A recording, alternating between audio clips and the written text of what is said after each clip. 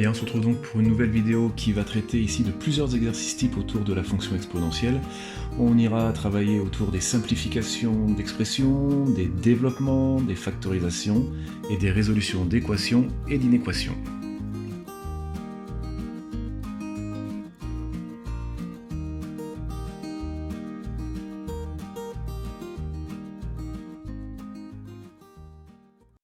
Donc toutes les règles qu'on connaît depuis la quatrième sur les puissances fonctionnent encore ici avec l'exponentielle, avec ce nombre e, qui vaut environ 2,72, je le rappelle.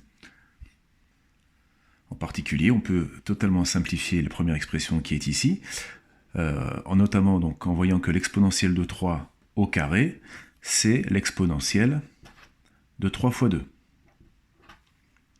Multiplié par l'exponentielle de 5, ce qui fait l'exponentielle de 6 multiplié par exponentielle de 5. Règle sur l'exponentielle qui est encore une règle sur les puissances, plus généralement.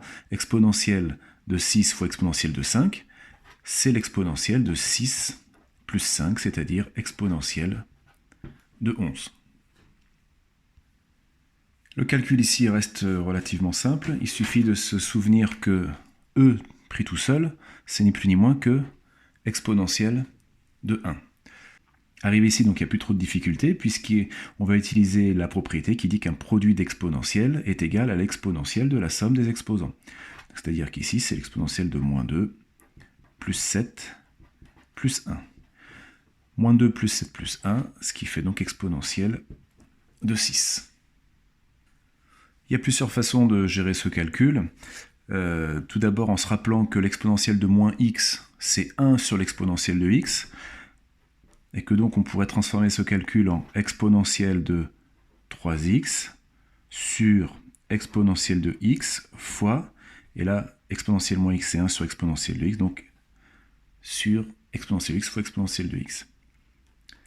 On continue le calcul de la façon suivante, exponentielle de 3x, on garde, et exponentielle de x fois exponentielle de x, on ajoute les exposants, ça fait donc exponentielle de 2x. Un quotient de deux exponentielles, c'est l'exponentielle de la différence des deux exposants, ce qui fait donc exponentielle de 3x moins 2x, ce qui fait exponentielle de x. Deuxième façon de gérer ce calcul, c'est de d'abord s'occuper du numérateur. Exponentielle de 3x fois exponentielle de moins x, c'est exponentielle de 3x moins x. Le tout divisé par exponentielle de x. Exponentielle de 3x moins x, ça fait exponentielle de 2x, divisé par exponentielle de x. Et donc ici, on se retrouve à faire exponentielle de 2x moins x, et on retombe, bien heureusement, sur exponentielle de x. Dans ce calcul, on n'oublie pas les bases, à savoir les règles de priorité, et lorsqu'on mélange puissance et multiplication, la priorité va aux puissances. On va donc commencer par s'occuper du morceau qui est ici. Ça fait donc exponentielle de x multiplié par exponentielle de moins 2x au cube, c'est-à-dire exponentielle de 3 fois moins 2x. Puisque l'exponentielle de x à la puissance n, c'est exponentielle de n fois x. Ce qui me donne exponentielle de x fois exponentielle de moins 6x, ce qui nous fait ici exponentielle de x moins 6x, c'est-à-dire exponentielle de moins 5x.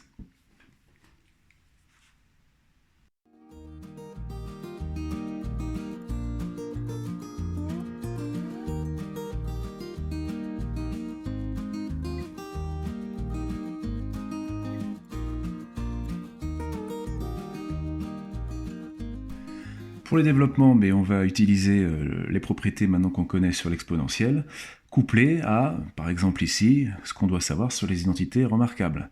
On reconnaît l'identité remarquable numéro 2, c'est-à-dire qu'ici, on va développer ça comme une identité remarquable. C'est l'exponentielle de 2 au carré, moins 2 fois l'exponentielle de 2 fois e, et plus l'exponentielle e, si vous préférez, au carré, qui est donc l'exponentielle de 2. On développe, on va réduire. L'exponentielle de 2 au carré, c'est l'exponentielle de 2 fois 2, c'est-à-dire l'exponentielle de 4, moins 2 fois exponentielle de 2 fois e. Se rappeler, comme tout à l'heure, que l'exponentielle de 1, c'est e. Et donc, ce qui nous fait moins 2 exponentielle de 2 plus 1, 3, et plus exponentielle de 2. On ne va pas plus loin, il n'est pas possible de réduire davantage l'expression qui est ici. Pour l'expression grand B, ici on se retrouve dans un cas de double distributivité. Je vais ici développer comme ceci l'expression que voilà. Alors, on y va, exponentielle de 3 fois 1, ça fait exponentielle de 3, moins exponentielle de 3 fois exponentielle de 2. Donc je vais commencer à aller un petit peu plus vite maintenant sur les règles des puissances, ça fait exponentielle de 5, moins e, et moins, par moins qui fait plus, e au cube. On va pouvoir réduire davantage ici, puisqu'on a 2 fois e au cube, donc ce qui nous fait moins exponentielle de 5, plus 2 exponentielle de 3, moins e. On développe ici maintenant avec des x, par suite de calcul littéral. On reconnaît à nouveau l'identité remarquable numéro 1, donc ça va faire l'exponentielle de moins x au carré, plus 2 fois l'exponentielle de moins x fois l'exponentielle de x, et plus l'exponentielle de x au carré. Exponentielle de x à la puissance n, c'est exponentielle n fois x, donc ici on va se retrouver avec du exponentielle moins 2x, plus, alors là c'est intéressant parce que exponentielle moins x est l'inverse de exponentielle x, donc quand je multiplie ces deux termes, ça donne 1, donc ici plus 2 fois 1, et plus l'exponentielle de 2x. On pourrait réorganiser ici en mettant exponentielle de 2x plus exponentielle de moins 2x et en terminant par les constantes, comme on a l'habitude de le faire en calcul littéral. Pour l'expression grand D, on va tout simplement développer le facteur exponentielle x qui se trouve derrière de la parenthèse, mais il serait devant, ce serait pareil. Ce qui nous donne ici exponentielle moins x fois exponentielle x plus exponentielle 4x fois exponentielle de x. Exponentielle moins x fois exponentielle x, on se retrouve sur le même cas de figure qu'au-dessus. Ça nous fait donc 1 plus exponentielle 4x fois exponentielle x, 4x plus x, ça fait 5x, c'est-à-dire exponentielle de 5x. Voilà comment on peut développer des expressions littérales qui contiennent de l'exponentielle, toujours en utilisant ces petites règles algébriques qu'on a découvertes, et qui sont en fait les mêmes que ces règles algébriques qu'on connaît déjà sur les puissances depuis pas mal de temps.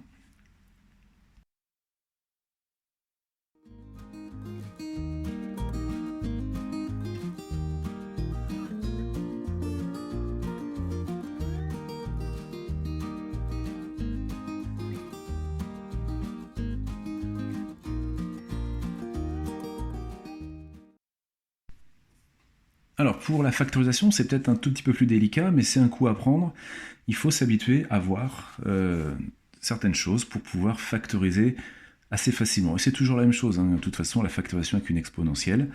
Ici, par exemple, l'exponentielle de 3x, c'est exponentielle de x fois exponentielle de 2x.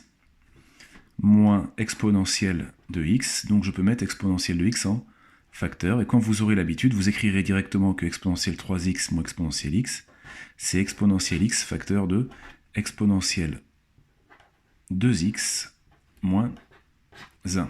J'ai mis ici exponentielle x en facteur.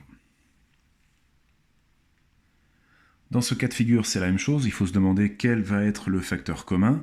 Alors on pourrait mettre exponentielle x en facteur, mais comme on le fait, comme on a l'habitude de le faire, on cherche toujours le facteur commun le plus grand possible, afin que la factorisation soit la plus efficace possible derrière. Et donc ici, le facteur commun qu'on va choisir, c'est non pas exponentielle x, mais exponentielle 2x. Alors exponentielle 2x, qu'est-ce que je dois mettre ici entre parenthèses pour retomber sur l'expression qui est ici? Déjà ici, je vais mettre 1, puisque exponentielle 2x fois 1, ça fait exponentielle 2x. Et par quoi je dois multiplier exponentielle 2x pour obtenir exponentielle 4x? On peut reposer la question autrement. Qu'est-ce que je dois ajouter à 2x pour obtenir 4x? Eh bien, je dois rajouter encore 2x, et voilà la factorisation terminée.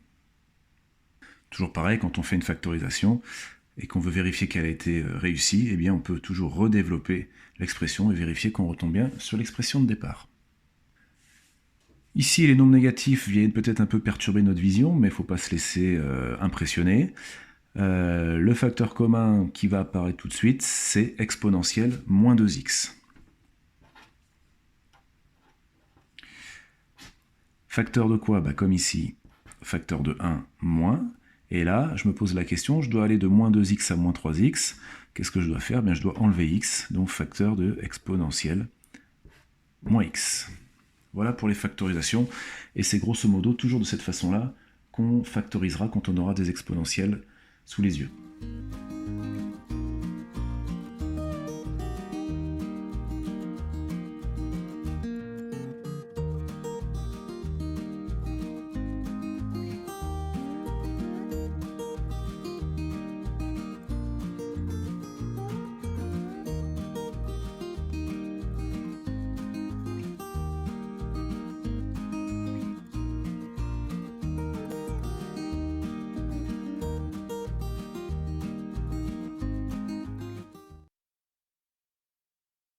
Alors quand on a ce genre d'équation à résoudre, c'est pas bien compliqué, puisque on a l'expression.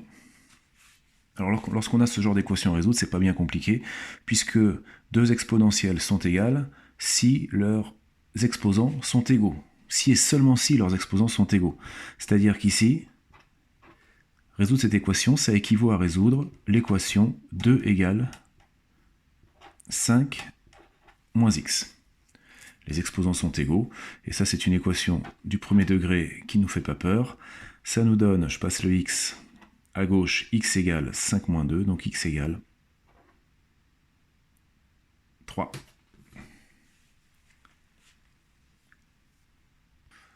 Alors pour l'équation qui est ici, vous vous dites, très bien, c'est pratique quand on a exponentielle de chaque côté, mais là on a exponentielle à gauche et 1 à droite. Donc la petite astuce pour nous en première, la petite astuce, ce sera simplement de ramener le 1 qui est ici à une certaine exponentielle. Et comme vous connaissez bien votre leçon, vous savez que 1, c'est l'exponentielle de 0. Donc résoudre cette équation revient en fait à résoudre exponentielle de x plus 1 égale exponentielle de 0. Ou si vous préférez, résoudre x plus 1 égale 0, ce qui équivaut à x égale moins 1. Donc ici, la solution, c'est 3, et ici, la solution, c'est moins 1. Petite variante qui ne doit pas vous impressionner de trop, exponentielle de x moins 2 moins 1 égale 0. Je vais passer le moins 1 à droite. Ici, pour me ramener en fait au cas précédent, ça fait exponentielle 2x moins 2 égale 1, égale donc exponentielle de 0, ce qui équivaut à 2x moins 2 égale 0, et ce qui équivaut à x égale 1. Donc ici, solution, c'est 1. Comme je suis très sympa, je vous offre 2 ou 3 petites équations bonus. Par exemple, si je vous ai demandé de résoudre exponentielle 2x plus 1 égale 0. Qu'est-ce que vous en pensez? Eh bien ici, si je passe, on pourrait dire 1 c'est toujours pareil, c'est toujours l'exponentielle de 0. Donc si je passe ici le 1 de l'autre côté, je me retrouve avec moins 1. Certains seraient peut-être tentés de dire que c'est moins exponentielle de 0. On n'a pas besoin de se poser la question de savoir à quelle exponentielle ici ça va correspondre, parce qu'en fait, vous le savez, exponentielle de x est strictement positif, quel que soit le nombre réel x. Donc ici, vous ne pourrez pas trouver un x tel que l'exponentielle de 2x soit égale à moins 1. Vous avez ici un ensemble de solutions qui est l'ensemble vide. Et un autre cas de figure, parce que je vous ai montré ici comment résoudre exponentielle de x plus 1 égale 1, c'est quasiment le seul style d'équation qu'on saura résoudre cette année en première. Si je vous demandais de résoudre exponentielle de x plus 1 égale 5, eh bien il nous manquerait quelque chose. Parce qu'il nous faudrait faire quoi? Ici, trouver une exponentielle qui donne 1. L'exponentielle de 0, on le sait, ça donne 1. Mais trouver une exponentielle qui donne 5, il faudrait se demander exponentielle de quelque chose égale 5. Et pour trouver quelque chose qui est ici, il nous manque un outil que vous verrez l'an prochain en terminale, qui est le logarithme népérien. Donc, pour l'instant, on n'a pas ça sous la main, et donc on ne saura pas résoudre, pour l'instant, l'équation qui est ici. Donc patience, il faut encore attendre un petit peu.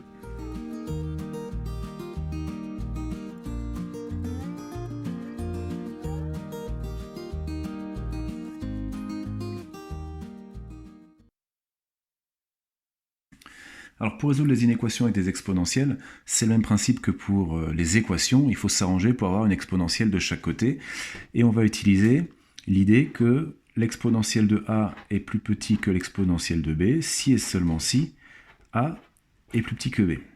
Alors dans la première vidéo, c'est assez facile à expliquer, dans la première vidéo, on a vu ensemble que la dérivée d'exponentielle x, c'était exponentielle x, et on a vu qui plus est que l'exponentielle est toujours strictement positif.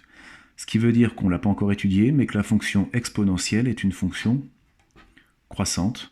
Et comme on le sait pour toutes les fonctions croissantes, les images et les antécédents sont dans le même ordre. Je reviens donc ici à notre équation. L'exponentielle de x supérieure à exponentielle de quoi? Exponentielle de 1, puisque e, c'est exponentielle de 1.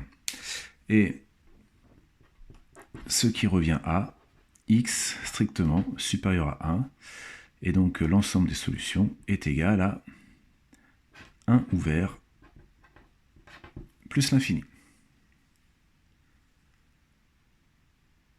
Pour une équation suivante, exponentielle 3x plus 1 strictement supérieur à 1, pareil, on reprend les recettes qui ont fonctionné pour les équations.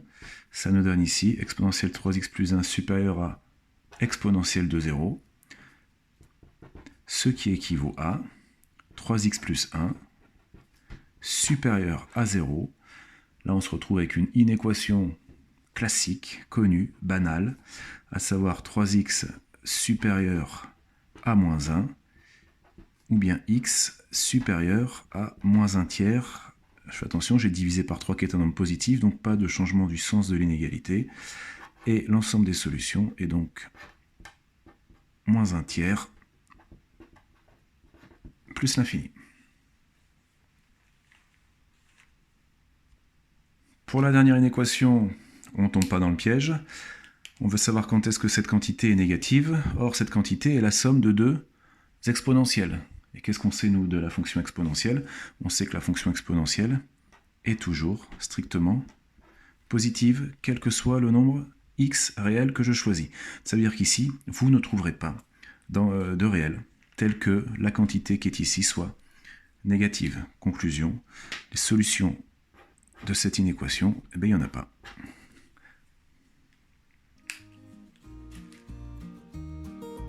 Bien, voilà pour cette première vidéo donc, qui fait le tour de toutes les petites méthodes qu'on peut avoir à utiliser quand on fait des calculs avec la fonction exponentielle, que ce soit des simplifications, des développements, des factorisations et des résolutions d'équations ou d'inéquations. Dans une prochaine vidéo, on traitera de l'étude de la fonction exponentielle, courbe représentative, tableau de variation et tout le reste.